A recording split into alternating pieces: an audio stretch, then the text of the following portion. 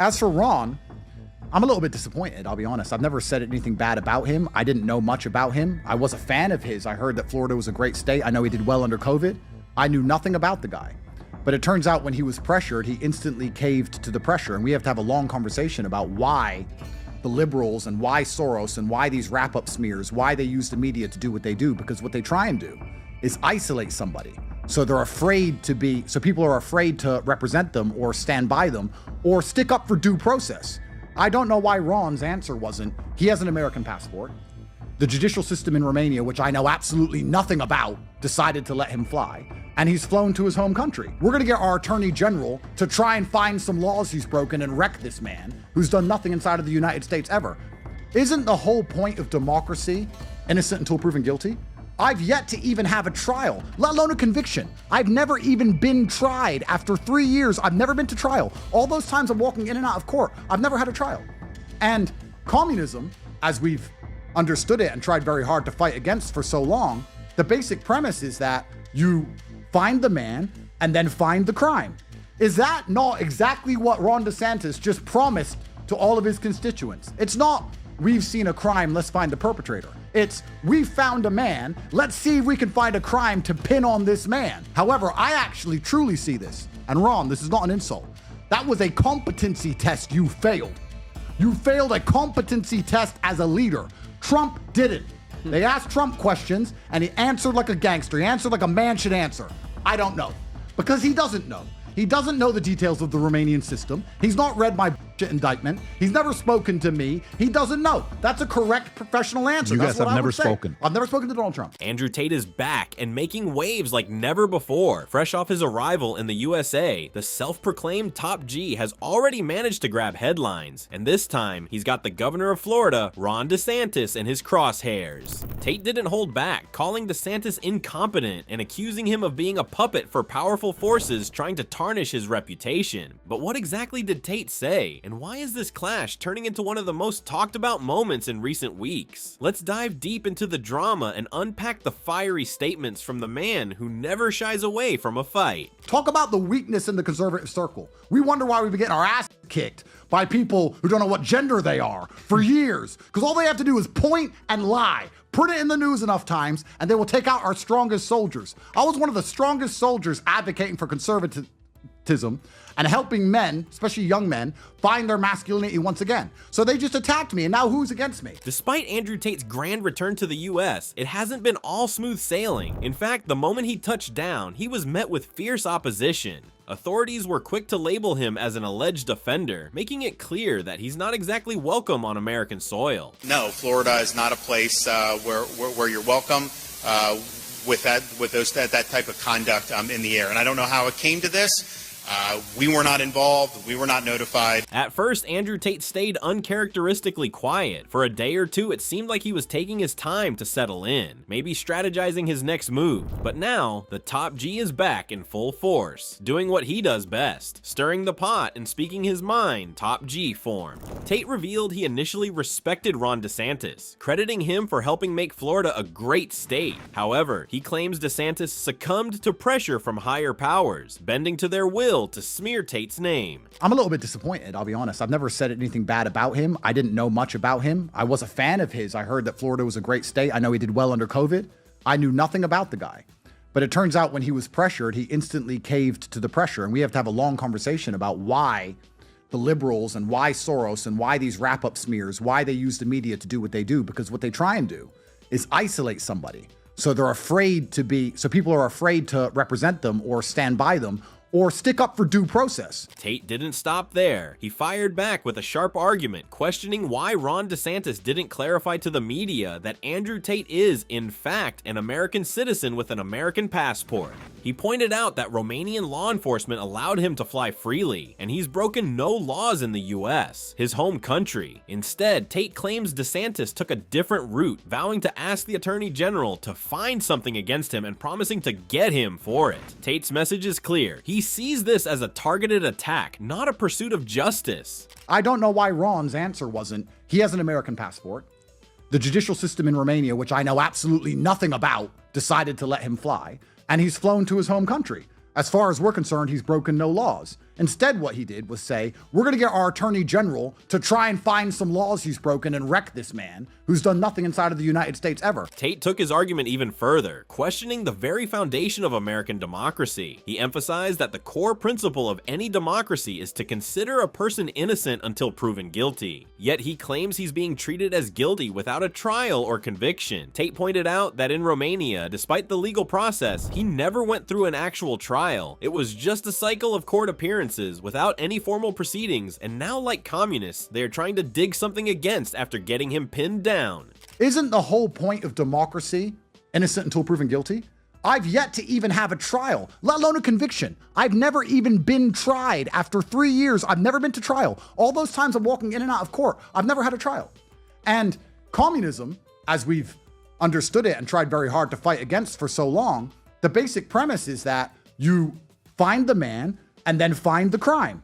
Is that not exactly what Ron DeSantis just promised to all of his constituents? It's not, we've seen a crime, let's find the perpetrator. It's, we found a man, let's see if we can find a crime to pin on this man. Tate didn't hold back, taking direct shots at Ron DeSantis and even mocking him. He quipped that DeSantis needs training, specifically media training, and jokingly offered his services, saying DeSantis could come to him for lessons. Tate then tied it all together, declaring that this kind of mishandling is exactly why DeSantis lost the presidential election. According to Tate, the correct response from DeSantis should have been straightforward, acknowledging that Tate holds an American passport, has no criminal record in the US, and like any other citizen will be held accountable if he breaks the law. I think he did it because he caved under media pressure.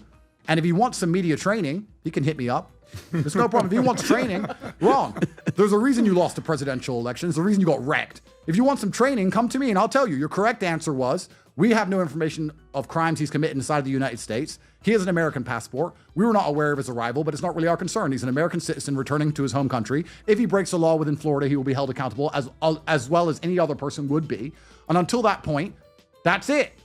But instead, he just completely caved and folded. Tate didn't stop at DeSantis. He took aim at liberals as well, accusing them of using a calculated strategy to tarnish the reputations of conservatives. He argued that figures like Ron DeSantis and others in the liberal camp repeat allegations so frequently that they overshadow any positive aspects of a person's character. Tate even referenced Nancy Pelosi, claiming she once admitted to this very tactic. According to Tate, Pelosi explained that they leverage the media to repeat a person's name so often that it becomes toxic, effectively ruining their public image. Hello, Ron. Nancy Pelosi explained the wrap-up smear. She explained it herself. You can find the clip of her explaining. You get the media to repeat something so many times that that person's name becomes toxic. And then what that person says isn't significant anymore because of the accusations attributed to their name. Nancy Pelosi described how they do this to people. Is this a clip? Let's play it. Go for it, Brian. Hospitals and the rest of it. So they don't want them to see that contrast, so they focus on something else. And it's a diversionary tactic. It's a self-fulfilling prophecy. You demonize, and then we call it the wrap-up smear. If you want to talk politics, you call it the wrap-up smear. You smear He's talking somebody about it openly. with falsehoods and all the rest, and then you merchandise it. And then you write it, and they'll say, see, it's reported in the press that this, and this. So they have that validation that the press reported the smear, and then it's called the wrap-up smear. Now I'm going to merchandise the press's report on the smear that we made. And it's a tactic, and it's self-evident. Tate took his argument a step further, claiming that this is the exact playbook liberals use to eliminate key conservative figures. He accused them of systematically targeting and taking out what he called important soldiers of the conservative movement by tarnishing their reputations through relentless media attacks. Tate believes this same strategy is now being used against him, and he's frustrated that even some conservatives are falling for it. I was one of the strongest soldiers advocating for conservatism and helping men, especially young men, find their masculinity once again. So they just attacked me, and now who's against me? Liberals, yeah, and a whole bunch of conservatives are upset with me. Oh, but the media said Have you not been through COVID? Do you not remember what the media said about Trump? Hello, Nancy Pelosi just told you what they do, Ron. Despite his criticisms, Tate did have praise for one prominent figure, Donald Trump. He expressed admiration for how Trump handled questions about Andrew and his brother, Tristan. Tate highlighted that Trump simply stated he didn't know the details and would look into the matter, a response Tate found refreshingly honest. According to Tate, Trump answered this way because he genuinely didn't know what had happened, and as Tate pointed out, Trump has never even spoken to him. They asked Trump questions, and he answered like a gangster. He answered like a man should answer. I don't know. Because he doesn't know. He doesn't know the details of the Romanian system. He's not read my bullshit indictment. He's never spoken to me. He doesn't know. That's a correct professional answer. You That's guys what have I never would say. spoken. I've never spoken to Donald Trump. Since Andrew Tate's return, he's once again become an internet sensation, with everyone buzzing about his every move. Even prominent figures like Candace Owens have weighed in on the situation. Candace didn't hold back, expressing her disapproval of how Andrew and Tristan Tate are being portrayed in the media. She argued that there's a disturbing trend of people celebrating the idea of someone being wrongfully convicted for crimes they didn't commit. For some reason, people are angry about that because they don't like who Andrew and Tristan Tate are. They do not like their online personas. They don't like the way that they speak to women.